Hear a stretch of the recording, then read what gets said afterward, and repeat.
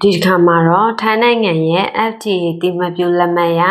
Biotentic ကနေထုတ်လုပ်ထားတဲ့ဗီတာမင်နဲ့သတ္တုဓာတ်မျိုးစုံပါဝင်တဲ့ဖြစ်စွစာလေးနဲ့မိတ်ဆက်ပေးမှာပဲဖြစ်ပါရဲ့ရှင်။ဟုတ်ကဲ့ဒီဖြစ်စွစာလေးကိုထိုင်းနိုင်ငံကနေပြီးတော့ထုတ်လုပ်ပြမြေအောင်ချပေးနေရပဲဖြစ်ပါတယ်။ဒီဖြစ်စွစာလေးရဲ့စီအောင်တောင်ချင်းစီတိုင်းမှာ24မျိုးသောဗီတာမင်နဲ့သတ္တုဓာတ်မျိုးစုံပါဝင်ပါတယ်။ပါလဲဆိုတော့ဗီတာမင် B1 ကနေပြီးတော့ဗီတာမင် B12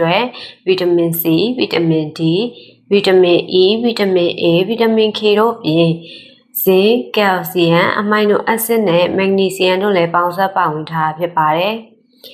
ဆေးဘူးတစ်ခုချင်းစီတိုင်းမှာဆေးရောက်အလုံး30ပါဝင်ပါတယ်ရှင်။ဟုတ်ကဲ့ဒီဖြစ်စွစာလေးကိုထိုင်းနိုင်ငံကနေပြီးတော့ထုတ်လုပ်ဖြစ်မြေအောင်ချပေးနေရဖြစ်ပါရဲ့နော်။ပုံမှန်ရောင်းဈေးတစ်ခုက420ဘတ်ကိုအထူးစော့ဈေးအနေနဲ့3ဘူးမှာ209ဘတ်နဲ့ဝယ်ယူရရှိနိုင်မှာဖြစ်ပါရဲ့ရှင်။ဝယ်ယူသူတယောက်ကိုတစ်ခါပဲဝယ်ယူရရှိနိုင်တာဖြစ်လို့အမြန်ဆုံးဝယ်ယူဖို့ဖိတ်ခေါ်လိုက်ပါရဲ့ရှင်။